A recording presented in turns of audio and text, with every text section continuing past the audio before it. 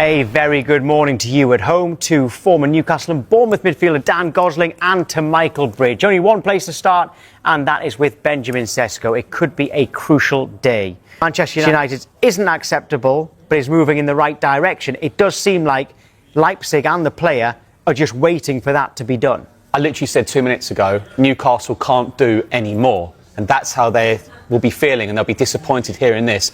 But they, as a football club, will get to a stage, maybe even today, where they have to move on. They don't want to keep going on about players they've missed out on. They can't do any more, and it's clear, reading your latest update, that this player wants to go to Manchester United. Manchester United are now advancing, so it's pushing on a bit with their talks with RB Leipzig over the signing of Cesco. This is just into us, by the way.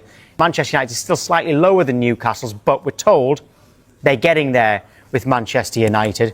Cesco's got a great relationship with RB Leipzig. It's understood to be very respectful, this whole discussion between the player and the club at the moment. And he wants to ensure that if he leaves, it is on good terms. Now, as soon as an agreement is reached, we expect Cesco to fly to the UK. So it's quite strange, that one, Michael, isn't it? But discussions are understood to be heading in a positive direction, so also crucial. Now, according to Sky in Germany, it is still the case that Newcastle's offer is higher than Manchester United's as of this morning. However, United have moved their base fee closer to £69.6 million plus possible add-ons. That's in talks with Leipzig in the last few hours, according to Sky in Germany. Now, the structure of the offer is still being discussed, so Leipzig haven't yet accepted that current bid. Sky Germany believe it does need further improvement. We understand that his preference is to join Manchester United over rival bidders Newcastle United. Let's go live to Manchester and speak to our reporter Daniel Kahn. Right, OK, Daniel, just bring us up to speed. And are we right in saying it looks like he wants to go to Old Trafford? Yeah, good morning, Tom. I mean, this has turned into one of the sagas of the summer for Benjamin Šeško. I mean, yesterday was a bit of a roller coaster of a day, wasn't it? We know how keen Newcastle United are in terms of trying to sign Šeško, and they upped their bid yesterday to just under £70 million plus add-ons for the Slovenian striker. Then the question was, well, what would Manchester United do in reaction? And it was always somewhat understood that they would only formally enter the race if they had any indication that Šeško's preference was Old Trafford in terms of his preferred destination, and everything indicates that they got that feeling because they then entered the race a bit of under Newcastle's around £65 million plus add-ons. And that is very interesting because that would indicate again that United are pretty comfortable going in less than what Newcastle have, but trusting that Leipzig, if Old Trafford is his preferred destination, that they will follow what Šeško desires. And as we understand it, as you said, that is Manchester United, and a huge boost for United in that sense if they do sign Šeško, to add another forward to the line, knowing that Ruben Amorim wants to improve their goal record because it was pretty not impressive last season. But we'll have to wait and see. No agreement club to club just yet, but it does seem, as things are trending, that he could be here at Old Trafford. Well, Ruben Amorim has repeatedly said that they need to score more goals. Now, if Cesco signs, how far have they gone in addressing that problem?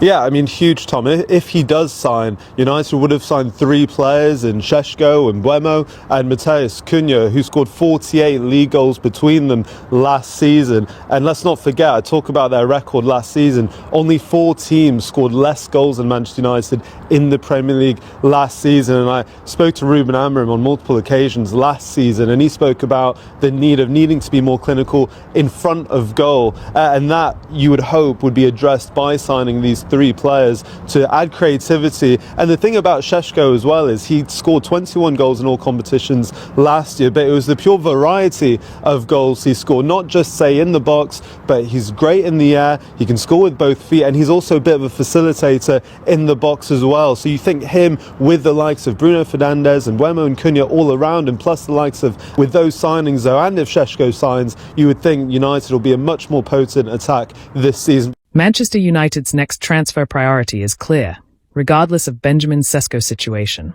Manchester United's pursuit of Benjamin Cesco is indicative of a club whose #1 transfer priority this summer is to sign a new centre-forward. Only 4 teams scored less goals in the Premier League last season, but Amorim has made sure that issue has been addressed this summer.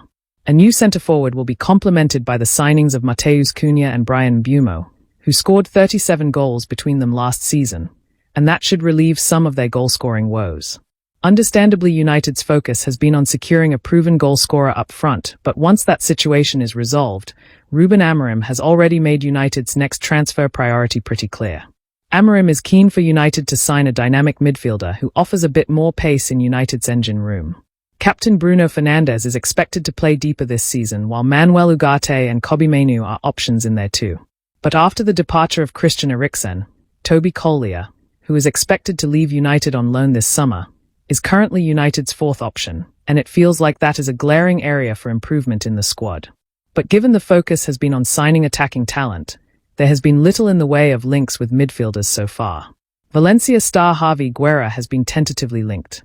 So, too, has Sporting midfielder Morten Holmand, who has, of course, worked under the United manager in Portugal. Whatever route United go down, the midfield situation is definitely one to watch between now and the end of the transfer window. Man United still really want to complete a deal to sign Emiliano Martinez from Aston Villa, but a deal for Gianluigi Donnarumma has been ruled out, according to reports.